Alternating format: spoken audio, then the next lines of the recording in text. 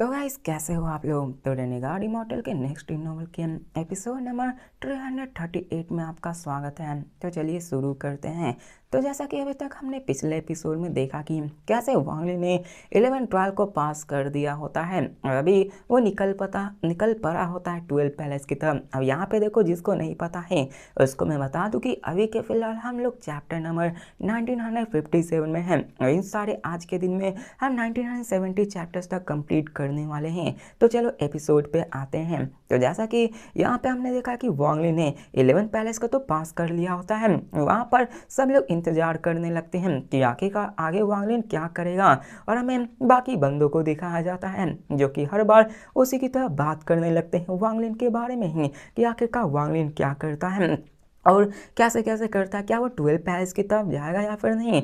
वांग ली वहाँ सामने खड़ा होता है, इसी के साथ वो 12 पैलेस की तरफ निकल पड़ता है और वो काफ़ी ज़्यादा एक्साइटमेंट होता है कि क्या वो इसको पास कर पाएगा या फिर नहीं। और दिखाया जाता है बाकी फिर सारे बंदे को जो ये देख कर कहते कि क्या वो 12 पैलेस की तरफ जा रहा है। मुझे यकीन नहीं होता कि वो 12 पैलेस को पास कर पाएगा या फिर नहीं, वो ज़रूर इसमें फेल होगा। सबकी अपनी अपनी एक लिमिट होती है।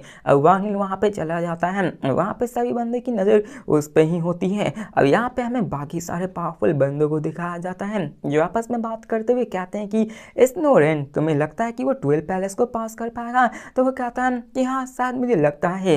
तो वरना कहता है कि ये अनलाइकली है, मुझे नहीं लगता कि वो इसे पास करने वाला है। वो सब बात कर ही रहे होते कि तभी वहाँ पे और भी ascendant emperor, heavenly flame, Chen Fan, shattered dream emperor, Handan, ऐसे 30 एसेंडेंट एम्परर्स आ जाते हैं जो कि बहुत ही सीरियस एक्सप्रेशन के साथ आए हुए होते हैं। बताया जाता है कि ये बहुत ही रेयर होता है कि इतने सारे एसेंडेंट एम्परर्स और एग्जार्ड्स का एक साथ आना। यहाँ पे काउंटलेस ईयर्स में बहुत ही कम ऐसे आ पाए हैं, सिर्फ मिंगडाओ की वजह से जिसने अपने से 15 लेवल को पास कर रखा है। दिखाया जाता है कि वहाँ सब लोग वेट करने लगते हैं और तभी वहाँ पे एक ग्रैंड एम्परर आ जाता है जो कोई और नहीं वू फेंग होता है, जिसको देखकर सभी के सभी एग्जार्ड उसके सामने झुक जाते हैं। वो उसके मैच को देखने लगते हैं, जिसके बाद हमें दिखाया जाता है कि वांग ली एंटर नहीं किया होता है और जो एम्परर होते हैं वांग ली से कहते हैं कि छोटे बच्चे, लिटिल फ्रेंड वांग ली, क्या तुम्हें अभी भी हमारे एग्रीमेंट के बारे में याद है। लेकिन हमें दिखाया जाता है वांग ली को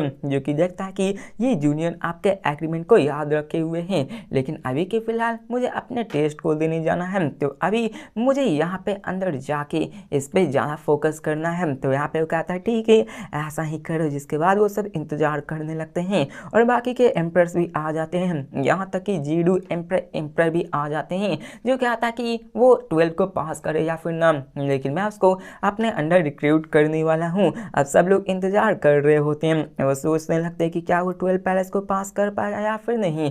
और हर बार की तरह सब लोग डाउट ही करने लगते हैं। कुछ को ही यकीन होता है कि हर बार की तरह वांग ली इस 12 लेवल को भी पास आउट कर पाएगा। दिखाया जाता है कि वो टाइम बीतने लगता है। अब तभी वहाँ पे लिटिल एंचेस्टर भी आ चुके होते हैं जो कि इस मैच को देखने के लिए आए हुए होते हैं और साथ में जेमिनी भी आने वाली होती है जो कि आगे आने वाले में बहुत ही मेन रोल अदा करने वाली है। इसी के साथ हमें मिडिल एज मैन को भी दिखाया जाता है जो कि आए हुए होते हैं और ये एंचेस्टर होते हैं, जिसके बारे में आगे हम बात करेंगे क्योंकि यहाँ पे वांग ली जब आगे अपने और भी लेवल्स को आप करेगा तो वहाँ पे ये बंदा काफ़ी ज़्यादा अड़चन डालने वाला होगा। और फिर हमें दिखाया जाता है एम्परर जेमिनी को भी जो कहती है कि मैं किसी को भी कभी फोर्स नहीं करती हूँ, चलो मैं देखती हूँ कि आखिरकार वो किसके अंदर ज्वाइन करता है। मैं यहाँ पे उसके फेट को कंट्रोल भी नहीं करने वाली हूँ। अब यहाँ पे हमें मिडिल एज कल्टिवेटर को दिखाया। अब जेमिनी आपने नहीं जाना होगा तो मैं बता दूं कि जेमिनी भी एक ग्रैंड एम्परर होती है जो कि बाकी सारे एम्परर से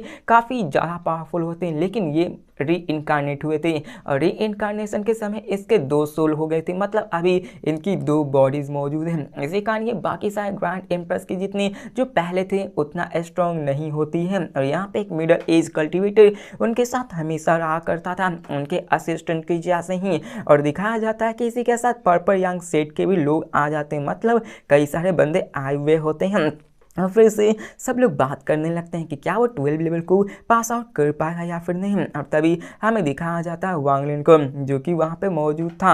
अब इसी के साथ फिर से सीन चेंज का मतलब बार बार सीन चेंज किया जा रहा है। साथ में हमें मिंग डाओ को दिखाया जाता है, जो कि अभी भी वांग लिन पे ध्यान नहीं देता। अब मिंग डाओ वही होता है जो कि 15 लेवल को पास किए होता है। वहाँ पे एक इंचेस्टर उससे पूछता है कि तुम्हें क्या लगता है ये वांग लिन, क्या तुम उसको मार पाओगे? तो वो कहता है कि हाँ, वैसे तो मैं एक ही पंच में मार दूंगा। तो यहाँ पे वो बिल्कुल ही ध्यान नहीं दे रहा, लेकिन आगे जाने वाले एपिसोड्स में यहाँ पे उसकी हालत टाइट होने वाली है और वो वांग लिन का और भी बड़ा दुश्मन बन जाएगा। इसके बाद हमें दिखाया जाता है कि वहाँ पे वो सीन चलने लगता है और तभी 12 नंबर पैलेस से भी लाइट आ जाती है। मतलब कि वांग लिन ने 12 नंबर पैलेस को भी पास कर दिया है, जिसको देखकर जितने भी बंदे होते हैं फिर से हैरान हो जाते हैं। किसी को भी समझ नहीं आ रहा होता कि आखिरकार ये बंदा जो कि 10 साल पहले से 4th लेवल को पास कर पाया था, आखिरकार 12 लेवल को कैसे पास कर पा रहा है। साथ में हमें मिंग डाओ को भी दिखाया जाता है, जो सोचने लगता है कि ये तो सच में 12 लेवल को पास कर गया है, लगता है कि मुझे इसे सीरियस लेना ही होगा। जिसके बाद हमें उसी के बगल के ओल्ड मैन को दिखाया जाता है, जो कहता है कि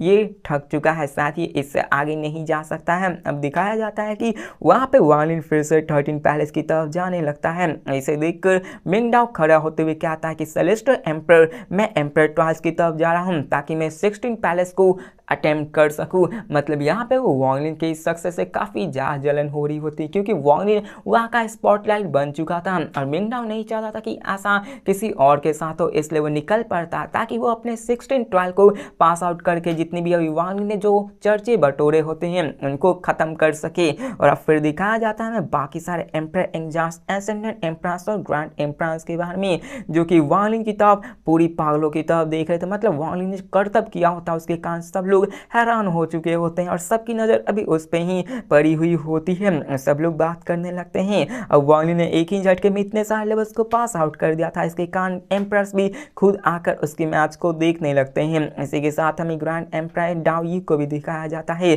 जो कि वांग लिन के इस पावर को देखकर हैरान हो गए होते हैं और कहता है कि लगता है कि इस जैसे पावरफुल कल्टिवेटर को अट्रैक्ट करने के लिए और भी सर्टेन प्राइस को देना होगा। मतलब कुछ ना कुछ तो यहाँ पे उसे दांव पे लगाना होगा, तभी वो उसके साइड में आ सकता है। दिखाया जाता है कि सब लोग फिर से देखने लगते हैं और भी बंदे वहाँ पे आने लगते हैं। वो कहता है कि मुझे क्या लगता है, क्या ये फिर से 14 लेवल को यहाँ पे करने जाएगा?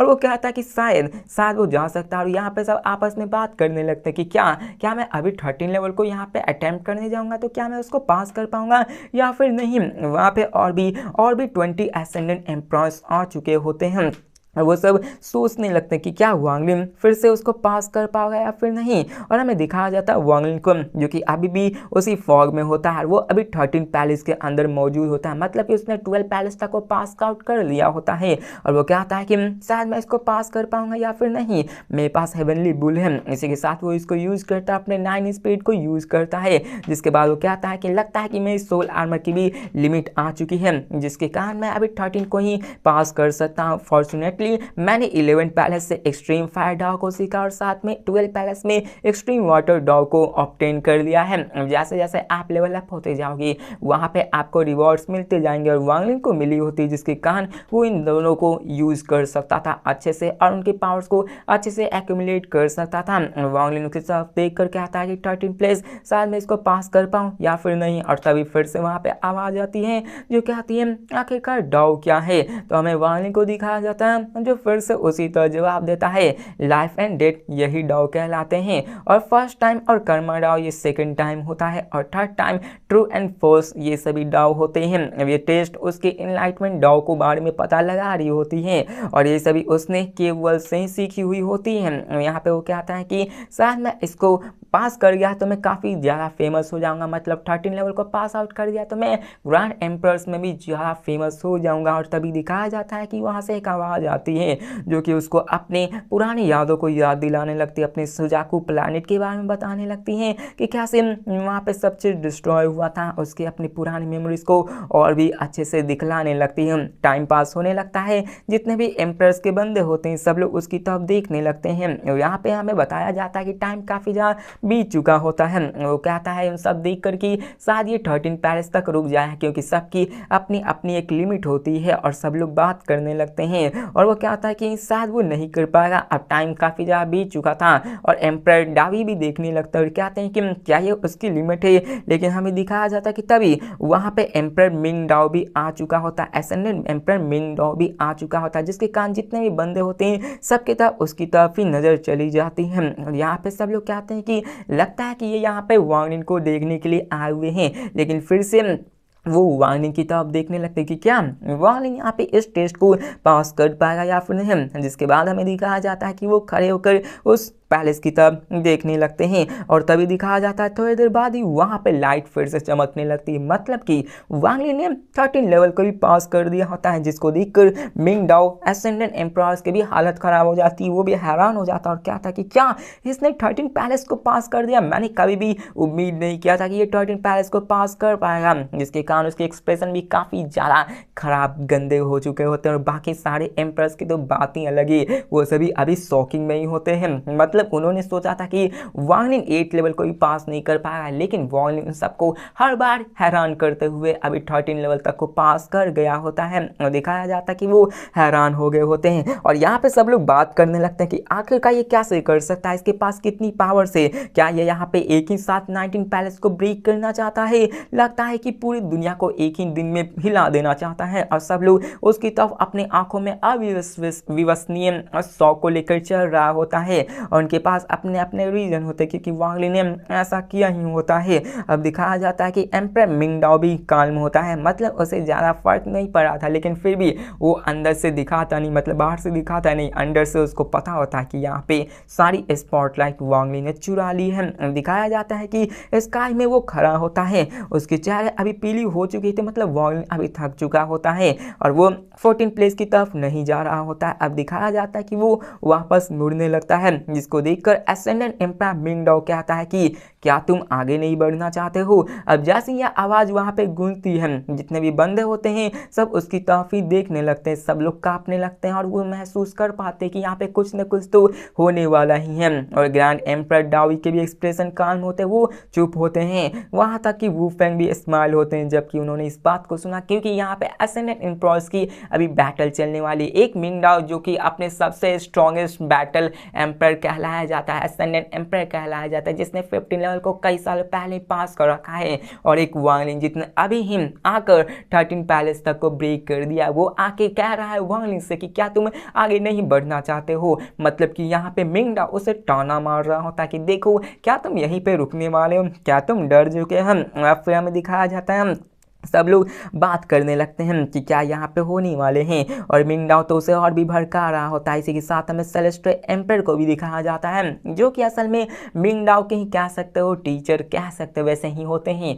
जैसा कि अभी वांग कई सारे ग्रैंड एम्परर्स के अंदर आने वाला है, तो वैसे ही मिंग डाओ भी उसी सेलेस्टियल एम्परर्स के अंदर ही मौजूद होता है। वो भी इंसान नज़ारे को देख रहे होते हैं, उसे अपने स्टूडेंट पे तो काफ़ी ज़्यादा गर्व हो रहा होता है। वो कहते हैं कि चलने दो जैसा होता है, और हमें दिखाया जाता है बाकी सारे बंदों को जो कि इसके बारे में बात करने लगते हैं कि ये सब क्या हो रहा है, लगता है इसमें कुछ न कुछ तो बुरा होने वाला है। और सब लोग बात करने लगते हैं कि उसने तो सिर्फ 13 पैलेस को ही बात पास की है और ये मिंग डाओ तो अभी से ही एरोगेंट हो रहा है, आखिरकार इसे क्या लगता है कि इसे कोई सरपास कर ही नहीं पाएगा, इसे क्या लगता है। अब यहाँ पे हमें बाकी सारे और भी ग्रैंड एम्परर्स को दिखाया जाता है जो कि इन सबको देख रहा था, और तभी हमें एम्परर 12 वांग लिन को दिखाया जाता है, जो इस नज़ारे को देखकर मिंग डाओ को डांटते हुए कहता है कि तुम ये बहुत ज़्यादा कर रहे हो। अब वांग लिन वहाँ पे आकर कहता है मिंग डाओ से कि तुम हो ही कौन, तो मिंग डाओ कहता है कि मैं मिंग डाओ हूँ। तो वांग लिन कहता है कि आखिरकार तुम यहाँ पे क्यों बोल रहे, तो बंदा कहता है मिंग डाओ कि तुम आखिर रुक क्यों रहे हो, आखिरकार तुम और भी आगे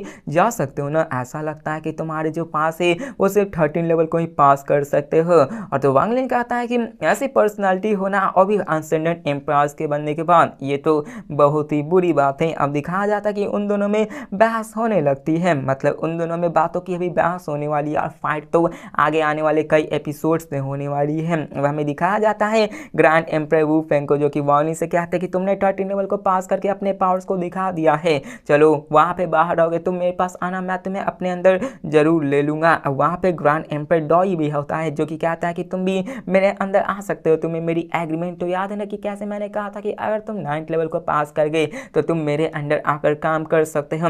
वॉलिन यहाँ पे उन दोनों की तरफ देखता है, जिसके बाद वो वहाँ से निकलने की कोशिश करता है। मतलब वो अपने एंशिएंट ट्रांसफर एरे से निकल रहा होता है, मतलब कि वो अभी 13 लेवल तक ही जाना चाहता है। लेकिन हमें दिखाया जाता है उसी वक्त उस पर अटैक होने वाला है, मतलब कुछ उसके साथ गलत होने वाला है। इसी के साथ हमारा ये एपिसोड भी खत्म होता है। तो मिलते हैं नेक्स्ट वीडियो में और देखते हैं कि आगे क्या होने वाला है। आखिरकार मिंगडाओ के ऐसे बहकाए जाने के बाद भी, मतलब उसको ऐसे ही बुरा भला कहने के बाद भी क्या वार्नी वहां से चुपचाप निकल जाएगा, और आखिरकार मिंगडाओ यहाँ पे क्या करने वाला है। आगे आने वाले एपिसोड्स और भी मजेदार होने वाले। तो मिलते हैं नेक्स्ट वीडियो में, तब तक के लिए बाय।